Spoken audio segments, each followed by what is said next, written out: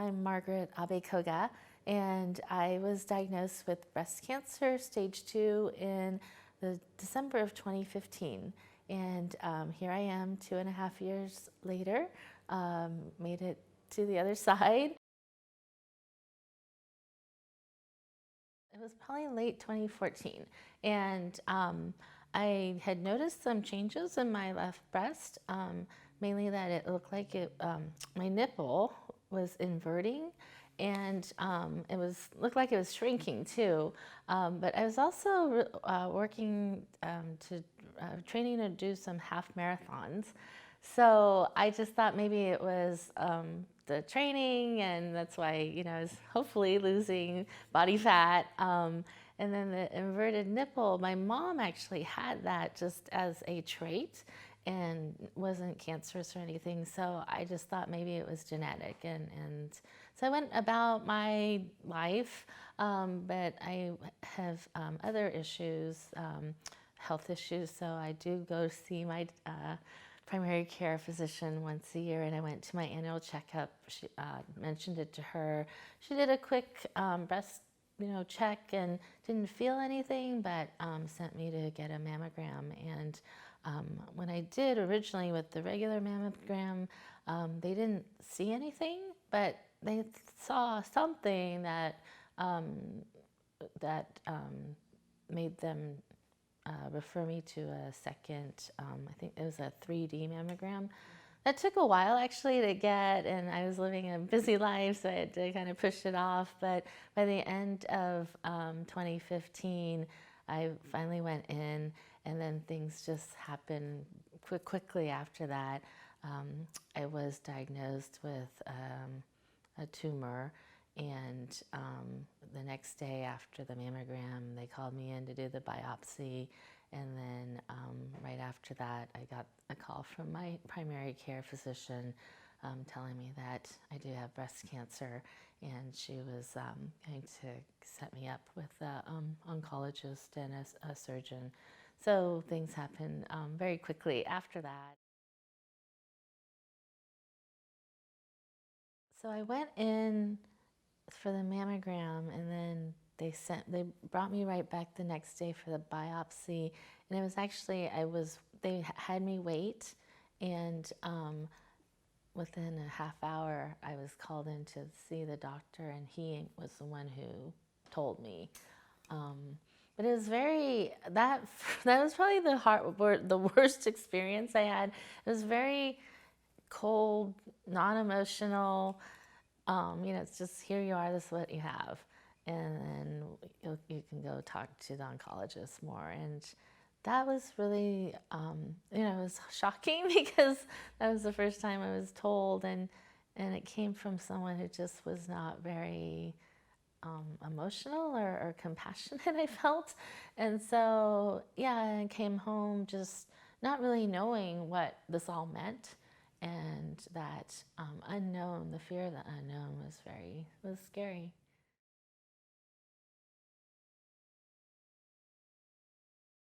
I didn't really understand it at first. It was very confusing, and frankly, you have to make all of these other decisions around the same time as to what kind of treatment you want to get, so forth.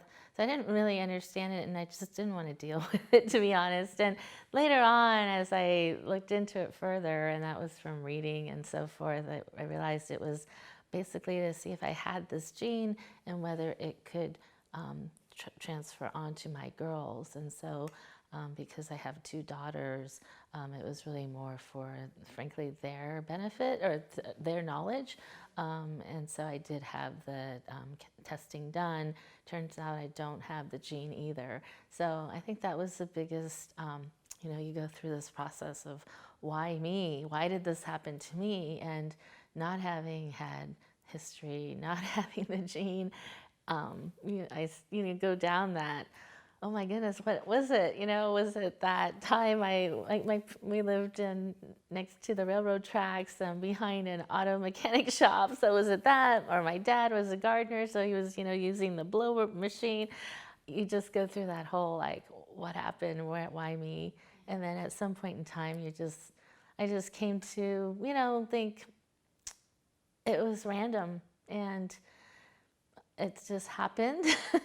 And there's really no point, frankly, in trying to figure out why. You just have to move on.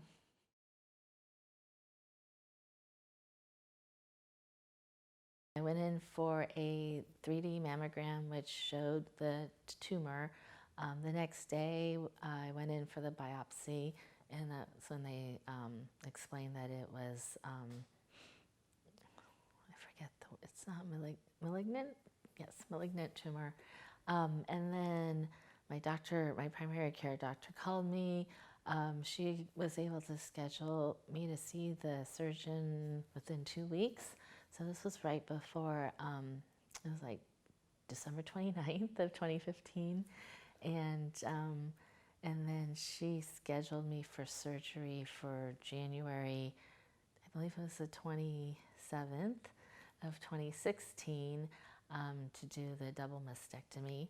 So I did that, and I was home, I think, within a day and a half. That was also rather shocking how they send you home so quickly. And I had, at that time, had tissue expanders put in because I had to do the reconstruction later. It had to come after chemo and radiation, and so I had these expanders put into me at that time.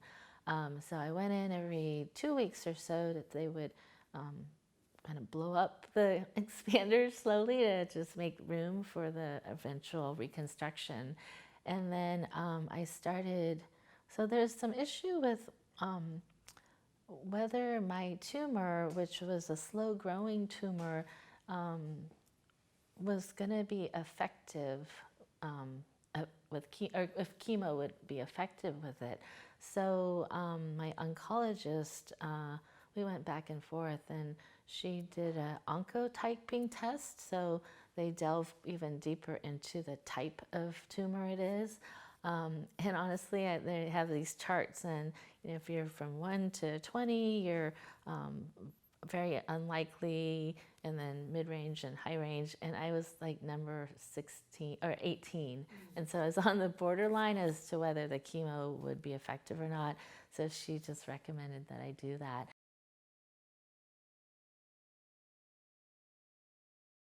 Originally, I was supposed to do chemo for 8 cycles. It was the AC, the adrenomycin, cytoxin for 4 rounds, and then Taxol for 4 rounds. And it was once every 2 weeks. So I started that, I think it was March 24th of 2016. I'd go in, it was a Friday, usually Friday morning. They would insert the line, and then start me with anti-nausea medications. And that would be for about a half hour or so. And then within an hour, they would start the AC, which took about, it wasn't very long, maybe 2 hours.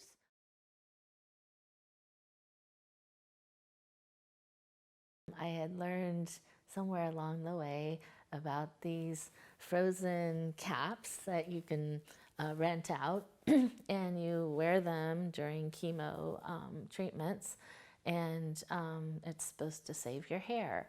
So I didn't realize how important my hair was until the idea of losing it all was, in front of me. But I looked into these penguin cold caps, and you get these, there's like a liquid and these plasticky Velcroable caps. And the night before, my husband would go to the grocery store, get 80 pounds of dry ice. You get 8 of these caps, you put them in the ice, freeze them overnight to down to -48 degrees, and you wear the caps during treatment, before treatment, during treatment, and after treatment, and you have to change them out every 30 minutes to keep it at that temperature. So my husband came with me to the treatments, and he would be working, we had the timer going, he would have to try to thaw it out a bit to soften it up so it would wrap around my head completely, and it would be about 8 or 9 hours that I would wear these caps. So that was actually the hardest part, I would say, of my chemo treatment, was the cold caps, because by the end, by the last cap, I was just wiped out, and you know, it's like a brain freeze for that entire time, and a headache, and so that was probably the most painful part, I would say. And with the AC, I would come home, I'd have the caps on for another 4 or 5 hours.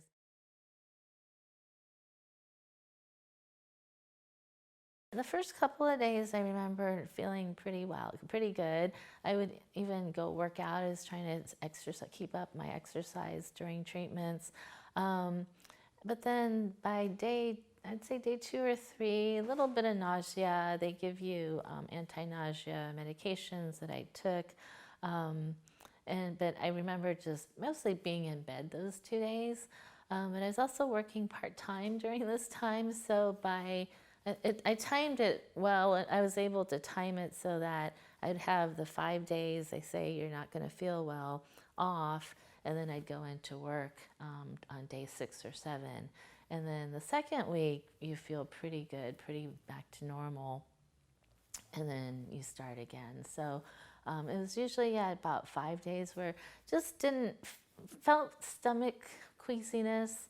I remember not really feeling like eating much. AC was fine for 4 rounds of that, and then we went into the Taxol, and that one was the one that was supposed to be easier according to all of my friends and what I read on the online chats and so forth. But immediately I remember I threw up, and I think it was when I started the Taxol, and then within, I guess, a day or 2 after the treatment day, I just started feeling this mostly in my knees and my joints and in my feet, and just real pain, and I couldn't stand up out of bed, and then when I tried, like, I had to hold on to things to be able to walk, and it was just this excruciating pain of, yeah. And so that I remember just being in bed, and I was trying to take pain meds, but even the pain meds, I was on oxycodone, which was the best for me, but that wouldn't take the pain away. And so I had called my oncologist and went in and talked with her about it, and she suggested reducing the dose. So we tried again at 25% less dosage, and it was a little better, but not good enough for me to be able to go about my daily routine. So after the second round, I went back, and at that point, the doctor had said that the treatment, the chemo is minimal in terms of effectiveness, and the type of tumor I had was really receptive to the hormone therapy that I would get later. And so the few percentage points I might gain from the chemo wasn't worth the risk of long-term nerve damage. And so we decided to end it after 2 rounds.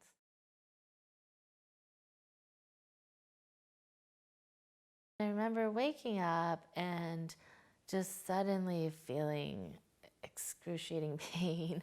So they pumped up the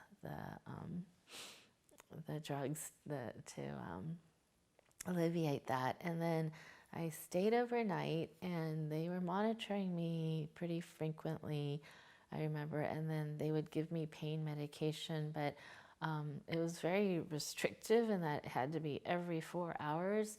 And by the end, like towards 3.5, the pain would start coming, but the nurse wouldn't give me the pain medicine until I hit 4 hours. So that last 30 minutes was just awful. And then the next morning came around and the doc came by, and so I had both the oncology surgeon who took out the tissue, and then right in there with her is the plastic surgeon who put in the tissue expanders. So it happens all together. And they came in the morning, checked me out, and they said, "You're fine to go." So I remember being scared and not ready to go home. And I asked them to let me stay a little longer. They said I would heal better at home, so they were really urging me. But it hurt. It really hurt. And so I just wasn't, and I didn't feel confident that I could take care of myself, even with my husband helping me. So just was really scared to go home. But once I got here home, I realized, it is a lot easier to recover, right? Because you don't have all the other distractions going on. So the mastectomy was, that was, I would say, the hardest part of this whole treatment. Yeah, even reconstruction was actually, I think, a bigger surgery, but it was actually easier to do.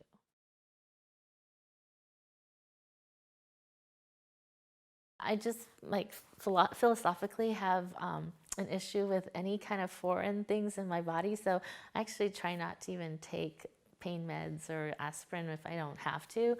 So I think it might have been psychological, but I just knew I couldn't do the silicone because it wasn't me, and I just needed to feel complete, I think, and be assured that it was all me.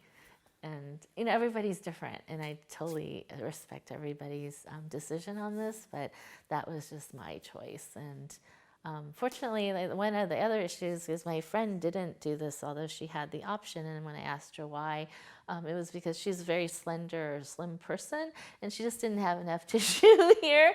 And so, even my plastic surgeon had said, don't try to lose too much weight because you need to keep the tissue to be able to have enough to build the breast sizes that I wanted. So it was, I got to eat more, eat what I wanted to eat, so that was nice.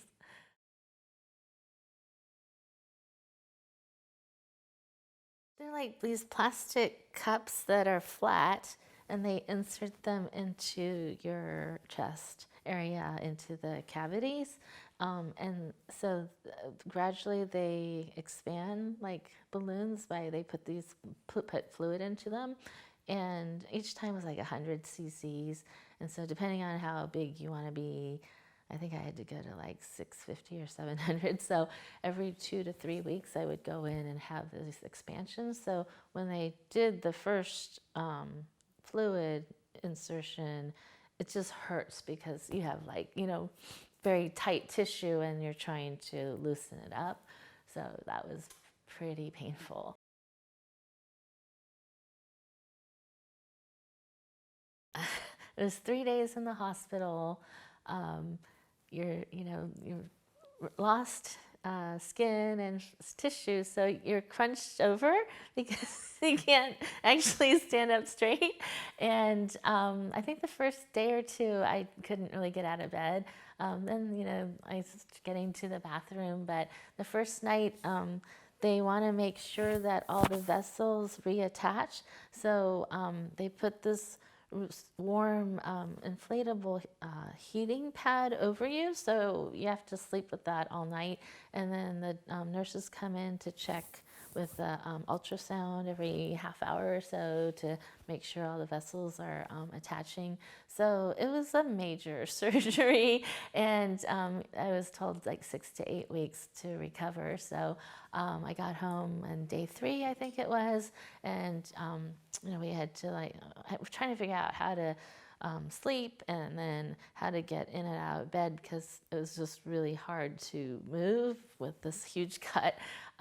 So we had rented one of those recliners at first, but it was so uncomfortable to sleep there. So I just slept in bed, and then whenever I had to get up, my husband had to help me get out of the bed because just the movements were extremely painful, and the pain meds were great. Thank goodness for the oxy. But it was much bigger surgery, I'd say, than the mastectomy even. And it took longer to heal, but the pain after was much less, and it probably was the pain medication. Maybe it was also because it was inserting instead of taking out. So although it was a longer recovery process, it was lighter in terms of pain.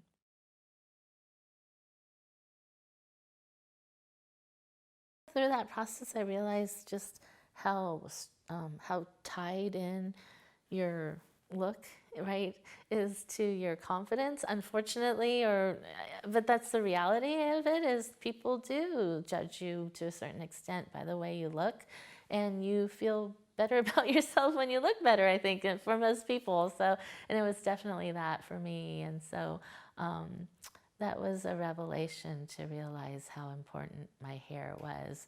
And then the breast thing,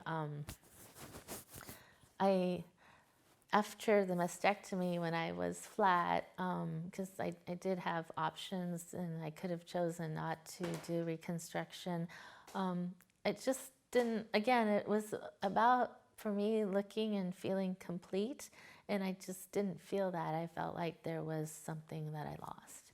And so for me, I just wanted to gain it back.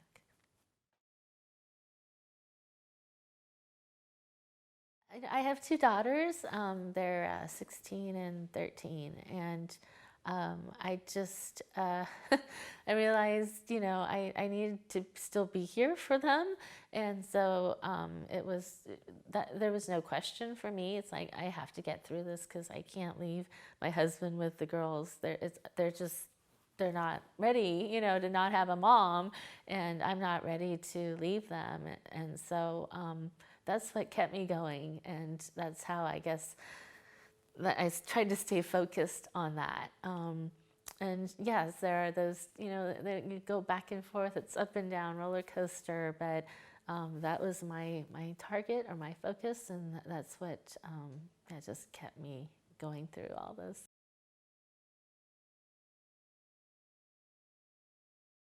For those of you who may have just received the same news I received that December of 2015, with a lot of questions and a lot of emotions, I just want to say that there is the other side, and I made through it. A lot of others have. It's a long process, I will say, and I know there's a lot of unknowns, but hopefully through this website and through other experiences shared, you'll be able to get those questions answered and have the peace of mind to move forward in this in the journey you're about to take.